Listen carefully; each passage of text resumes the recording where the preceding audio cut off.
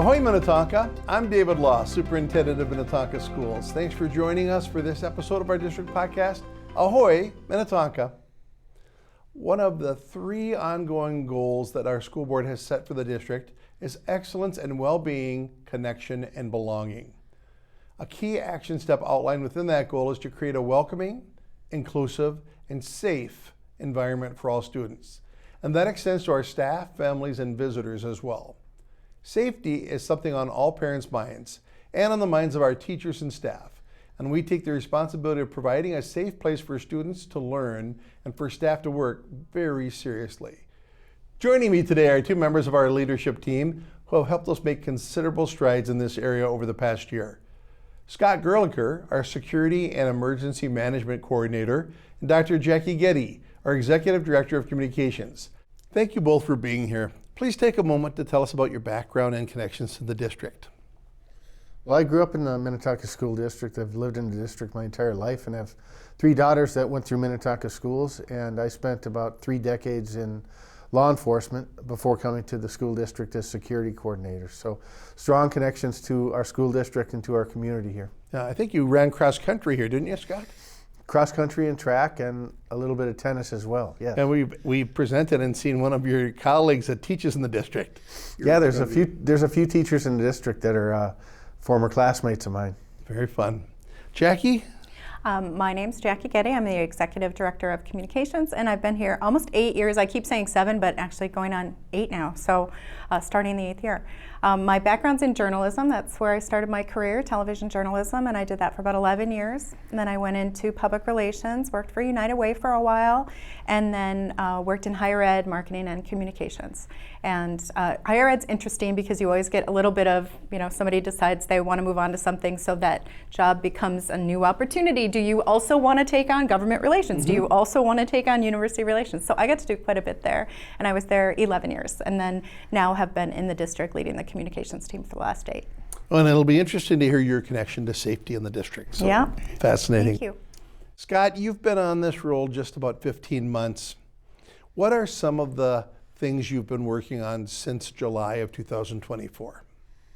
Well, initially it was really just learning more about the district and what was already in place, both from a security standpoint, whether that be physical security or plans and preparedness. And there's been a lot of great things that have been done within the district, especially as it relates to our buildings, to make them more safe and secure for everyone. And then taking a look and kind of doing an inventory, so to speak, of what plans do we have in place for crisis that may come up. And also spending a lot of time talking with our district staff, whether that's district service center staff, as well as teachers and other staff across the district, just to get a sense from them as to what they believe needs to be done to continually try to improve safety and security. So you have a background in law enforcement leadership. What are some of the things you did to become familiar with best practice in school safety and crisis response? I've had a chance to sit down and meet with a lot of my counterparts in other school districts around the metro area, which has been very beneficial. And also just doing a lot of research on what are some of the best practices around the country.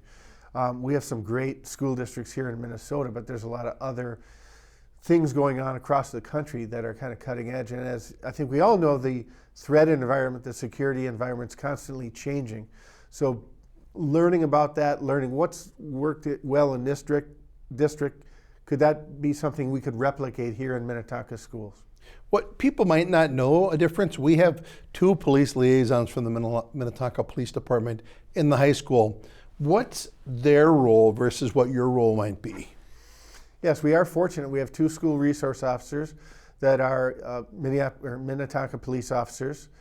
And their role is to be present in high school primarily, which they have an office in the high school, to establish those ongoing relationships on a day-to-day basis with the students, but deeper than that, to investigate any sort of criminal acts that may be taking place or threats within the school itself. I work with them very closely, along with all the law enforcement partners. We have 7 different law enforcement agencies in the district, and part of my role is to act as a liaison with all of those law enforcement agencies. I think that's where my background comes in handy, so to speak. I have prior relationships with most of those individuals, And I understand how law enforcement operates, some of what their limitations are, and some of what their capabilities are as it relates to responding to events taking place at schools. You've talked a little bit about connecting with staff. What are some of the biggest projects you've undertaken in the first year and a half? Yeah, there's been quite a palette full of projects that myself and others have undertaken, especially JacQui here in communications. One of those is to come up with a comprehensive reunification training plan. In the event that one of our schools would become unusable and we had to evacuate that school for whatever reason, move those students and staff to an off-site location and then reunite them with their parents. And we partnered with a group called the I Love You Guys Foundation, who's nationally recognized on preparing schools nationwide on how to respond to crises, especially related to things like active shooters. But more so than just the initial response, how to then go through systematically and start the healing process, and especially getting through that unification process. So we had a couple-day training that was very beneficial. So some of that, also writing and drafting some emergency response plans, revising some of what was already in place to make sure that the plans that we had were workable for Minnetonka schools. And then training all of our staff, going around to each and every school, training each staff member in group settings on how to respond to things like active shooters. That's been a big project and is an ongoing project. Wow, that is quite a bit of work. And I know that being in front of staff in every building in the district is a lot of time, and a lot of energy, and a lot of opportunities to answer questions. JacQui, what role has communications played in supporting these safety efforts? Yeah, I think when you think about emergency communications or emergency situations, communications is such a big key component of it. How are we communicating to the people that are involved in it? How are we communicating to their loved ones at home, to parents, to our community? And so Scott and I started meeting early when he started, as he was kind of mapping out his plan for where he saw strengths in the district and where he saw things that we really needed to improve or to develop if we hadn't. When he talked about the reunification process, we looked at several different groups, landed on the I Love You Guys Foundation, then really worked with them closely to determine what did we need, because they had a lot of different approaches that they could take, and we helped them craft that 2-day training for 60 of our people, and then revised it again, so Scott now has a 4-hour presentation that he can give to staff that weren't able to make it. And really the approach with that is that it isn't student-facing roles that would be deploying the reunification site. They'd be with their students. So our job was to really talk to the staff who would be deployed to the site where the kids would be reunified, and to teach them and to go through training about how that would work. So a big piece of that kind of communication support was to make sure that people understood their roles, that we were communicating it out clearly to the people that would be impacted by it. And then too, as he talked about, we have an emergency procedures manual. It's not that we didn't have emergency procedures in the past, but we really didn't have a comprehensive manual that everybody in every school, every leader was going by. And so to be able to pull that all together and make sure that people felt like there was always a plan, and that here is how to contact everyone. Grab your guide and go. It's also online for our administrators, so that has been a big focus. And then too, we had begun meeting before Scott was hired with the Hennepin County Emergency Management Group. I know you attended some of the meetings. I would go every month or every quarter when they held them, but having Scott join those and really take the lead on those relationships has been a game changer for us. So that has been wonderful to have that connection. The fire officials, the EMS, and law enforcement were all involved in our reunification, thanks to Scott. And they also, as you know, partnered with us on the Be Smart initiative letter that we sent to all families. So Hennepin County Sheriff and Carver County Sheriff signed that, and that was about gun storage safety. That went out to all families, and that was part of the relationship that Scott helped to build too. So I think communications is a piece in a lot of these different aspects, and it's been good to be able to work side by side and say, well, okay, where do you need support? Are there pieces that we need to create that are, as simple as signage, or is it a whole plan? The other thing that we really partnered on was that we developed, really revised an active shooter response staff training video, and worked on a past script, but then really revised it using a lot of the terminology that we learned from the I Love You Guys Foundation and processes, and involved the law enforcement and EMS and fire officials that Scott had built relationships with, so they were part of that video as well. So that was something we produced internally, and then you guys have used to train staff at all the buildings. Well, that's just a lot of of action in a short period of time. Scott, I want to dig back. You've mentioned it a few times. What are some intentional ways you've connected with law enforcement to move these things forward? We have regular meetings, both formal and informal, with law enforcement. I was just meeting with a representative from Minnetonka Police Department yesterday on an issue. So certainly the relationship we have with the SROs, but we have a very good relationship with all the law enforcement agencies that serve our school district. One example of that is that every spring, law enforcement does a regional response training to train their officers and their supervisors how to respond in the event of an active shooter situation. We were the first school district to be invited to participate and attend that same training. So myself, JacQui, and our Director of Health Services attended that all-day training alongside law enforcement. So we have a mutual understanding with our law enforcement partners. We have a good understanding of how they might respond to an emergency situation, but we've also been able to impart on them how we would respond as a school district to an emergency situation. So that communication is ongoing. It takes place daily and weekly, and the relationship that we have with our law enforcement partners here in the Minnetonka School District, I believe, is unparalleled anywhere that I've experienced before. Well, we're fortunate for that because we know that our community feels safe with good partnership and good open lines of communication. Can you talk a little bit about what's next? You've talked about staff training and some videos and reunification and maybe a manual that's gone out and training for administrators. What are the next 9 months going to be in terms of projects? Well, first I think I'll talk about training, because training is not a one and done situation. And as we all know, the threat environment across our country changes quite rapidly.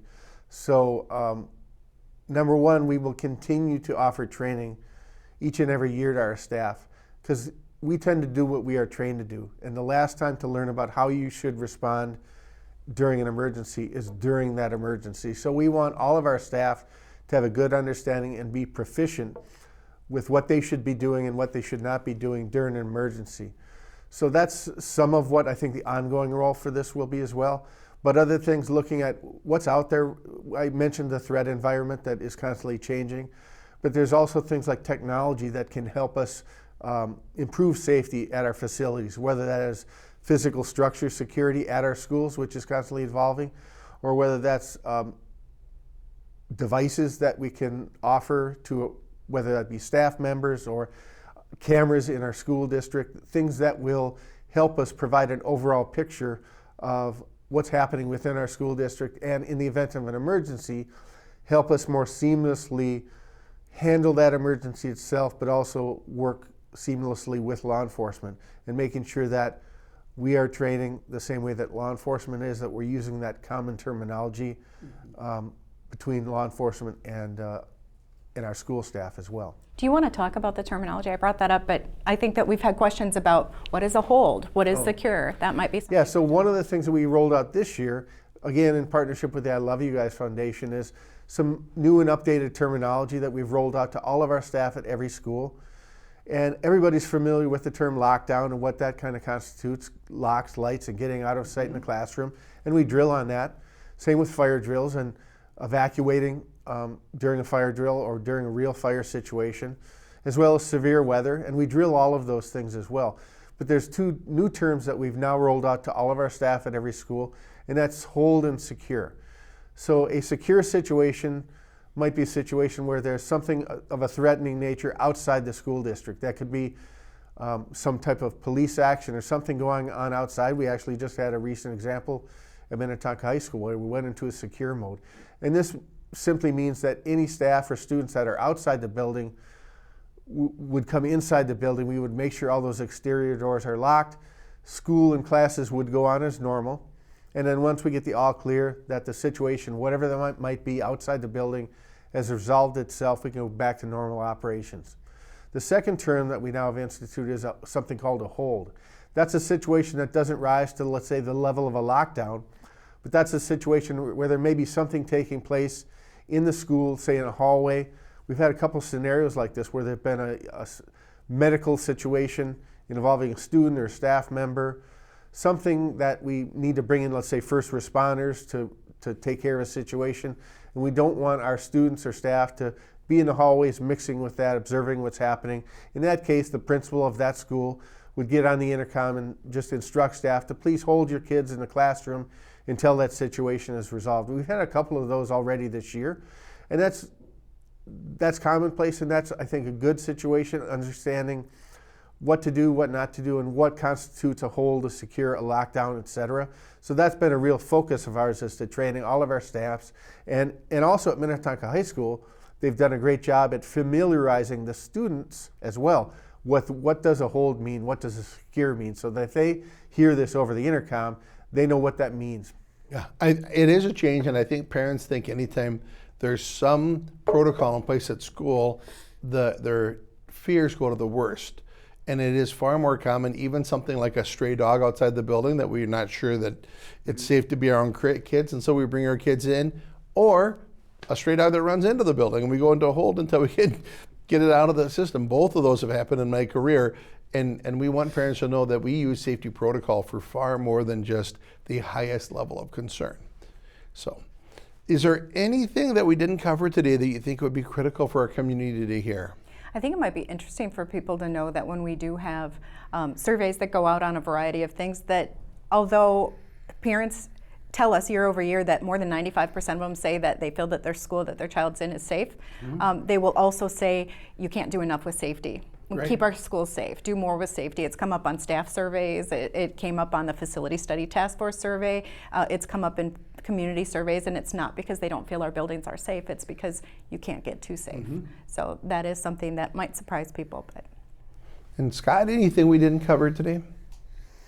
I think we did a good job of covering things. I'll reiterate what JacQui said, that I think there's things, and being a parent myself, first and foremost, we want our kids to be safe at school, and I think we are doing that right now. Second to that, and equally important, of course, is providing a great education. I think Minnetonka School District certainly has a history of doing that as well. And I think we just need to continue to strive to make sure that we're certainly working on the educational aspects, but we're constantly looking at safety and security inside and outside our buildings. Well, thank you both for taking a little bit of time out of your day to talk with me and our community about the things we've done to really accelerate our safety protocols, our reunification practices, our staff training, our hard facilities, our communication practices, all go into the parts of being a safe school system as part of our goal about being welcoming and belonging and creating a safe environment for our students and staff and community. Thank you for joining us today on this important topic about school safety, to learn a little bit more about what's been happening in the last year and a half to improve our schools' safety. We'll see you again for another important topic. Thanks again.